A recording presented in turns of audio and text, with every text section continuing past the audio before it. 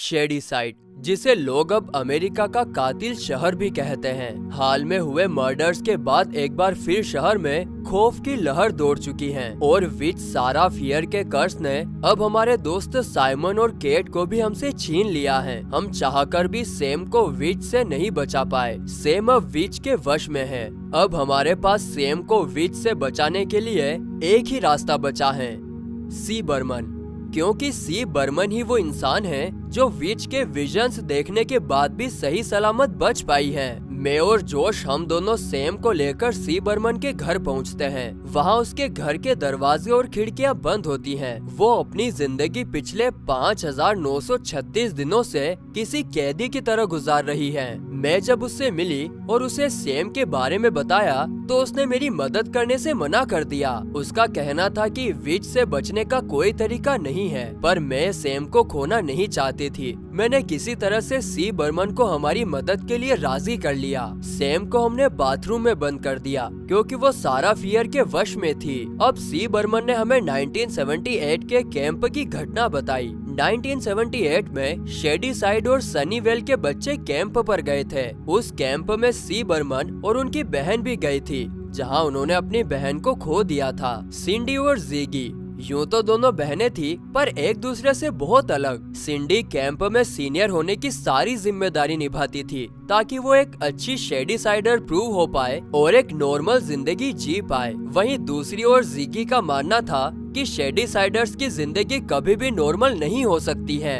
Camp में Sunnyvale के बच्चे ज़िगी को हमेशा परेशान करते थे, पर वो भी हर किसी का मुकाबला बराबरी से करती थी। आज जब सनीवेल के बच्चों ने ज़िगी का हाथ जला दिया और उसे परेशान कर रहे थे, तब निक ने उसकी मदद की। अब जब वो अपने जख्मों को ट्रीट करवाने नर्स लेन के पास पहुंचती हैं, तब उनका बर्ताव कुछ अजीब था। वो बातों बातों में अपनी बेटी रूबी लेन के बारे में बताते बताते ज़िगी को हर्ट करने लगी। रूबी लेन वो शेडीसाइड किलर थी जिसने 7 लोगों का मर्डर करने के बाद अपनी जान ले ली थी। शहर में उनकी बेटी को लेकर बातें होती हैं कि वो सारा फियर के वश में थी और इन्हीं सब के चलते नर्स लेन काफी डिस्टर्ब रहती थी। सिंडी ज़िगी को समझाती है कि उसे कैंप में सनीवेल के बच्चों से उलझना नहीं चाहिए, क्योंकि अब उनके डैड इस दुनिया में नहीं है और अगर उन्हें कैंप से निकाल दिया गया तो उनकी मॉम के लिए मुसीबत खड़ी हो जाएगी। सिंडी वापस कैंप के कामों में लग जाती है। सिंडी का बॉयफ्रेंड टॉमी भी वहाँ होता है। तभी नर्स लेन वहाँ आती है और वो अजीब अजीब सी बातें करने लगती हैं।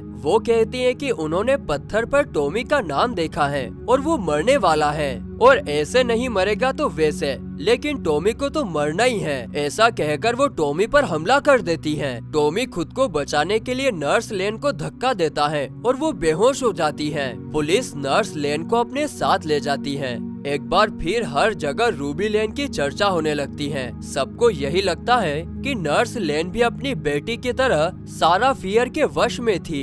आज रात कैंप में सनीवेल और शेडीसाइड के बीच कलर वॉर होने वाला था। सभी उसके लिए एक्साइटेड होते हैं, पर टॉमी कुछ ठीक नहीं था। सिंडी ज़िगी से नर्स लेन के बारे में पूछती है। सिंडी को लगता था शायद नर्स लेन ने ड्रग्स के नशे में आकर टॉमी पर हमला किया हो, पर ज़िगी इसे शेडीसाइडर्स पर सारा फियर का कर्स मान रही थी, क्योंकि शेडीसाइड में अक्सर लोग पागल होकर किलर बन जाते थे। लेकिन सिंडी विच की कहानी को झूठ मानती है। अब सिंडी और ज़िगी के बीच थोड़ी बहस होती है और ज़िगी अपने कमरे में चली जाती है। रात हो जाती है और सनीवेल और शेडीसाइड के बीच कलर वॉर शुरू हो जाती है। इधर सिंडी और टॉमी नर्स लेन के अजीब बिहेवियर के पीछे का कारण पता लगाने उनके कमरे में पहुंचते हैं। वहां सिंडी को एक दवाई की बोतल मिलती है जिसे वो ड्रग्स समझती है। उसे लगता है कि नर्स लेन ड्रग्स ले रही थी, इसीलिए उन्होंने टॉमी पर हमला किया। लेकिन टॉमी को वहाँ डायरी मिलती है जिस पर सारा फियर से रिलेटेड कुछ रिसर्च होती है। तभी वहाँ कुछ हलचल होती है। सिंडी की पुरानी दोस्त एलिस और उसका बॉयफ्रेंड आर्नी वहाँ आते हैं। सिंडी और एलिस कभी अच्छे दोस्त हुआ करते थे, पर अब सिंडी ने एलिस से उसकी हरकतों की वजह से दूरी बना ली है। एलिस और आर्नी को ड्रग्स की लत थी। वो नर्स लेन के कमरे में ड्रग्स ढूंढने आए थे और वो सिंडी को जो दवाई की बोतल मिली थी उसे ड्रग्स समझकर ले लेते हैं। एलिस की भी नजर नर्स लेन की डायरी पर पड़ती है, जिस पर लिखा होता है कि विच सारा फियर का एक हाथ खो गया था और उसे बिना हाथ के ही दफन कर दिया गया था। उसकी पकड़ जमीन पर बनी हुई है। जब शरीर और हाथ मिलेंगे तभी शेडीसाइड विच के कर्ज से मुक्त हो पाएगा। वहाँ एक मैप भी होता है जो शेडीसाइड का ही था और उसी पर सारा फियर के घर का नक्शा भी होता है। मजे मजे में एलिस और आर्नी सिंडी से वो दवाइयाँ लेकर जंगल की तरफ बढ़ने लगते हैं। सिंडी और टॉमी भी उनका पीछा करते हैं। शीला सनीवेल से थी। वो अक्सर जिगी को परेशान करने का नया तरीका ढूंढ लेती थी और इस बार भी उसने जिगी का पूरा कमरा ही खराब कर दिया था। लेकिन इस बार जिगी भी उसे मजा चखाना चाहती थी। यूँ तो सनीवेल और शेडीसाइडर्स में अक्सर लड़ाई होती रहती है, क्योंकि सनीवेल के लोग शेडीसाइडर्स को मनहूस मानते हैं और इधर शेडीसाइडर्स को भी सनीवेल की खुशहाली से जलन होती थी। पर इन सब के बावजूद निक एक सनीवेलर होकर भी जिगी को लाइक करता था और इसीलिए वो शीला को मजा चखाने में जिगी की मदद करता है। जिगी और निक धोखे से शीला को बाथरूम में बंद कर देते हैं और उस पर इंसेक्ट्स डाल देते हैं। इधर एलिस, आर्नी, सिंडी और टॉमी जंगल में मैप वाली जगह पर पहुंच जाते हैं। वहां कुछ कब्रें खुदी हुई थी। मैप को ठीक से देखने पर समझ आता है कि वो कब्रें नर्स लेन ही खोल रही थी। नर्स लेन सारा फियर का हाथ ढूंढ रही थी, जिससे वो शेडीसाइड को विच के कर्ज से आजाद कर पाए। आर्नी को विच का घर मिल जाता है। सिंडी को विच के स्टोरी पर यकीन नहीं था, इसीलिए वो एलिस को घर के अंदर जाने से मना करती है। पर वो लोग तो अंदर चले जाते हैं। वहाँ जादू टोने की अजीब अजीब सी चीजें होती हैं। थोड़ा और अंदर जाने पर वहाँ एक निशान होता है। नर्स लेन की डायरी में भी वो ही निशान था। उस पर लिखा होता है कि वो विच का निशान है। सारा फियर ने अमर होने के लिए अपना एक हाथ काटकर शैतान के पत्थर पर बलि चढ़ा दी थी, जिससे कि वो अमर हो सके, और विच का निशान बनाकर नीचे की जमीन को अपवित्र कर दिया और ऊपर की जमीन पर मनुष्यत फैला दी। तभी आर्नी को याद आता है कि जो दवाई उसने और एलिस ने ड्रग से समझ कर ली थी, असल में वो ड्रग नहीं बल्कि दर्द की दवाई थी। इसीलिए आर्नी वापस कैंप जाने लगता है। सिंडी को वहाँ एक नया रास्ता दिखता है और एलिस को वहाँ पत्थरों पर टॉमी का नाम दिखता है। वहाँ पत्थरों पर शेडीसाइड के सभी किलर्स का नाम होता है और वहाँ टॉमी का नाम देखकर सिंडी और एलिस हैरान हो जाते हैं। अब वो जैसे ही टॉमी के पास पहुँचती है, अचानक टॉमी वहाँ पड़ी कुल्हाड़ी उठाता है और आर्नी को मार देता है। अब टॉमी एलिस और सिंडी की तरफ बढ़ने लगता है। वो लोग किसी तरह से नए रास्ते से भागने लगते हैं और टॉमी उनके पीछे नहीं आ पाता। एलिस और सिंडी विच की गुफा में फंस जाते हैं। इधर टॉमी कुल्हाड़ी लेकर कैंप की तरफ बढ़ने लगता है। कैंप में कलर वॉर शुरू हो चुकी थी। इधर जिगी और निक शीला को मजा चखाने के बाद अच्छे दोस्त बन जाते हैं। इधर सिंडी और एलिस अब एक गुफा में कैद हो गए थे, जिससे बाहर निकलने का कोई रास्ता नहीं मिल रहा था।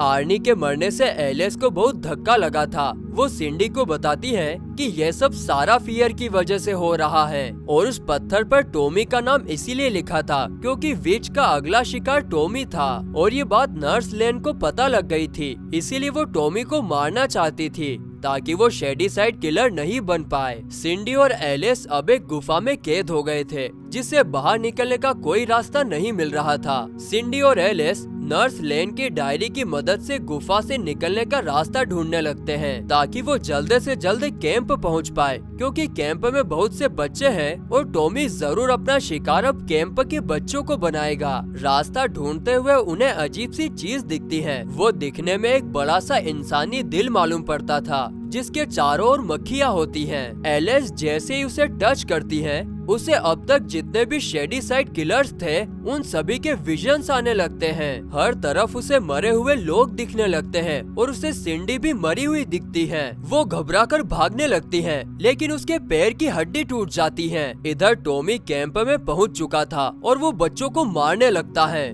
निक कैंप के सभी बच्चों को इकट्ठा कर वहाँ से निकलने की तैयारी करने लगता है। इधर जिगी भी सिंडी को ढूंढने जाने लगती है, पर निक जिगी को रोकता है और बचे हुए लोगों को खुद ढूंढने निकल जाता है। इधर जिगी भागी रही होती है कि तभी उसको बाथरूम में बंद शीला की याद आती है। वो उसे बाथरूम से निकालने चली जाती है। इधर सिंडी और एलिस मैप की मदद से कैंप के बाथरूम के नीचे वाले एरिया में पहुंच जाते हैं। जिगी जब शीला को बचाने बाथरूम में पहुंचती है तो उसे सिंडी और एलिस की आवाज आती है। जिगी उन्हें बाहर निकालने लगती है, लेकिन तभी टॉमी वहां आ जाता है और जिगी वहां से भाग जाती है। निक और जिगी आकर हॉल में छुप जाते हैं। टॉमी भी वहां आ जाता है। वो निक के पाँव पर हमला करता है और जिगी वहां से भाग निकलती है। जब तक जिगी बाहर पहुंचती है, कैंप के सारे बच्चे बस में बैठकर जा चुके होते हैं। इधर एलिस और सिंडी को मेस एरिया के नीचे बाहर निकलने का दूसरा रास्ता मिल जाता है। इधर टॉमी जिगी को मारने के लिए उसके पीछे पड़ा होता है। जिगी मेस एरिया में छुप जाती है, लेकिन टॉमी उसे ढूंढ लेता है और उस पर हमला करने लगता है। लेकिन तभी सिंडी वहां पहुंच जाती है और वो टॉमी पर हमला कर देती है। थोड़ी देर में एलिस भी वहां आ जाती है। वो बताती है कि उसने विच का हाथ ढूंढ लिया है। अब एलिस, सिंडी और जिगी डिसाइड करते हैं कि वे लोग विच के हाथ को उसके शरीर से मिला देंगे और शेडी साइड को सारा फियर के कर्स से हमेशा के लिए बचा लेंगे। उन्हें नर्स लेन की डायरी में सारा फियर की कब्र का नक्शा मिल जाता है। अब जिगी जैसे ही विच के हाथ को छूती है, उसकी नाक से खून गिरने लगता है, क्योंकि ऐसा हमेशा से होता आया है कि कोई भी जब विच के पास होता है तो खून गिरता है। जिगी की नाक का खून विच के हाथ पर गिर जाता है और उसे भी विच के विजन्स आने लगते हैं। अब तीनों सारा फियर के हाथ को शरीर से जोड़ने के लिए जा ही रहे होते हैं कि तभी टॉमी फिर से जिंदा होकर एलिस को मार देता है, लेकिन सिंडी टॉमी पर हमला कर उसे फिर मार देती है। लेकिन अब एक एक करके शेडी साइड किलर भी आने लगते हैं। इधर सिंडी और जिगी सारा फियर की कब्र ढूंढते हैं, पर वो उन्हें नहीं मिलती और तब तक शेडी साइड के 4 किलर्स वहां पहुंच चुके होते हैं। सिंडी जिगी को टॉमी से बचा लेती है और खुद मर जाती है, लेकिन जिगी पर दूसरा किलर हमला कर देता है और वो दोनों मर जाती है। लेकिन थोड़ी देर में निक जिगी को ढूंढते हुए वहाँ आता है और CPR देकर उसे बचा लेता है। अब पुलिस जब निक से बाकी लोगों की मौत का कारण पूछती है तो वो झूठ बोल देता है कि टॉमी ने पागल होकर सबको मार डाला, क्योंकि वो कुछ दिनों में शेरिफ बनने वाला था और अगर वो विच और भूत प्रेत की बातें करता तो उसका शेरिफ बनना मुश्किल हो जाता। और उस दिन के बाद निक और जिगी की दोस्ती टूट गई। शेरिफ निक वही पुलिस ऑफिसर थे जिसने शेडी साइड मॉल में किलर पर गोली चलाई थी। अब शेडी साइड में दोबारा से किलर्स की घटनाएं होते देख शेरिफ निक सी बर्मन से संपर्क करते हैं। हमारी कहानी सुनने के बाद सी बर्मन भी समझ जाती है कि शेरिफ निक सही कह रहे थे। जिगी का असली नाम क्रिस्टिन बर्मन था, यानी सी बर्मन, वही सी बर्मन जो विच के विजन्स देखने के बाद भी आज जिंदा है। अब सी बर्मन की मदद से हम सारा फियर के हाथ को दोबारा ढूंढ लेते हैं। मैं जोश को गाड़ी में छोड़कर विच की कब्र पर पहुंचती हूं। अब जैसे ही मैं सारा फियर के शरीर से हाथ को मिलाती हूं, मुझे भी विच के विजन्स आने लगते हैं।